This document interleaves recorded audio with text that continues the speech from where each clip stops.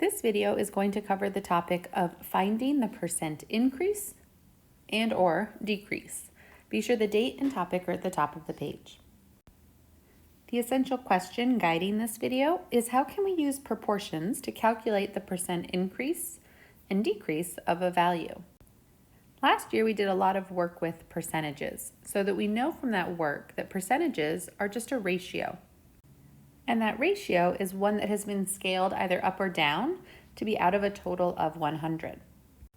In fact, we often used this setup, proportional setup. So it was part over whole was equivalent, an equivalent ratio to whatever the percent is out of 100.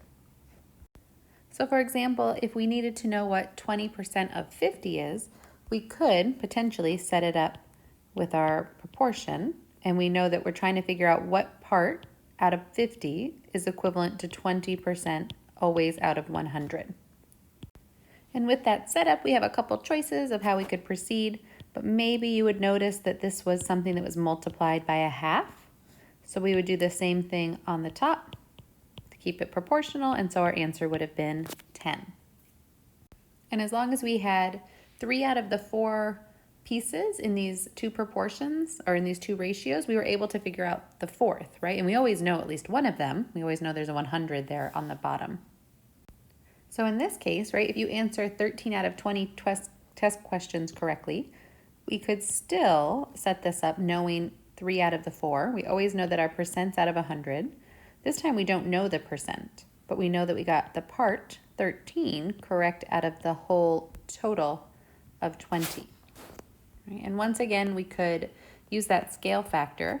You also might remember seeing something like this last year where we did this butterfly, and we could kind of loop these together, and we can multiply 13 times 10, times 100, and then take that answer and divide it by 20, and that will get us our total as well, which in this case would be 65%.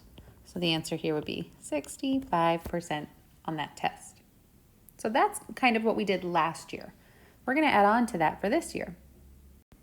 And so what we're looking at now is that sometimes we look at how much something has changed, how much it's increased or decreased off of its original amount. So you can see some images here where these advertisements are telling us that there's 25% more than there used to be, right, in both of these examples, or in the this laundry detergent, it looks like this is 50% more than you originally had. So sometimes we see this and we call this a percent change or percent increase or decrease.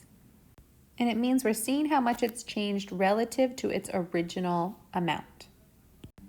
And for this, we can still use our proportions. We just have to change our setup a little bit, just change it slightly.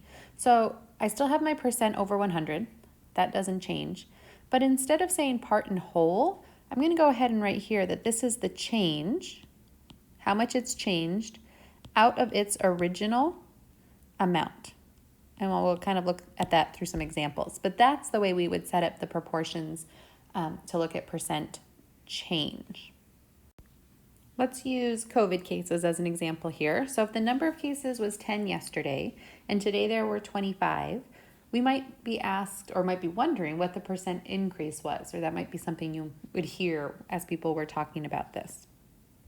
So of course I know that the percent is what I'm trying to find out of 100.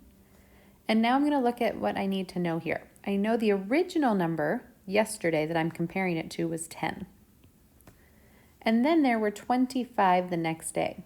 So if I do a quick calculation here, I know that it's changed 15 cases. There are 15 more than there were yesterday. So this would be my setup. And maybe I would do the butterfly method. Maybe I would look for a scale factor. In this one, it looks like this is pretty friendly. So I'd say this is 10 times as much. So I would do the same thing here. And 15 times 10 is, of course, 150. And you might hear someone describe this as a 150% increase from one day to the next. That was an example of seeing percent increase or decrease in data and statistics, which we see a whole lot, but we also see it a lot with money, right? So here's an example with money, and it's a pair of shoes that was $60 and now it's on sale for just $40.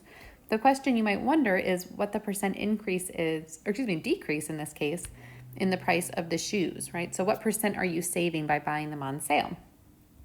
And again, you want to fill in what you know. So we know that we're trying to find the percent out of 100, and we know the original price was $60, and it's on sale for 40, right? So that means there's a change of 20 bucks. So my change here is 20.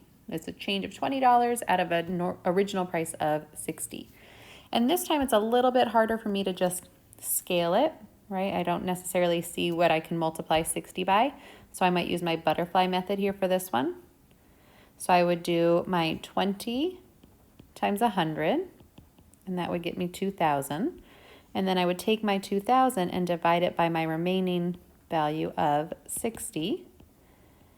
And if you do that, you'll end up getting, I think my calculator or my calculations would tell me that this would keep going on forever. So I'm just going to go ahead and round it to the nearest percent, and that would be about a 33% decrease. So I'm saving 33% on those shoes by buying them on sale. This last one I'll have you try on your own, and it more matches with those images that I shared earlier in the video where a product is being sold with more in it than previously. So this one says a box of cereal that is usually 20 ounces is now 25 ounces. So they've made it a little bit more, but they'll still sell it for the same price, which is great. By what percentage did the box of cereal increase? So what was the percent increase of this box? And so that's the one you'll have to try on your own, and be sure that your answer is visible for me when I check your work.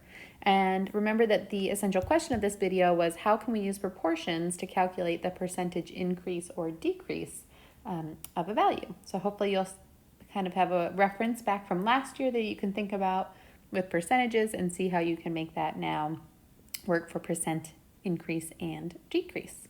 Be sure, of course, to leave any questions that you might have in your notes, and we can certainly talk about it in class together.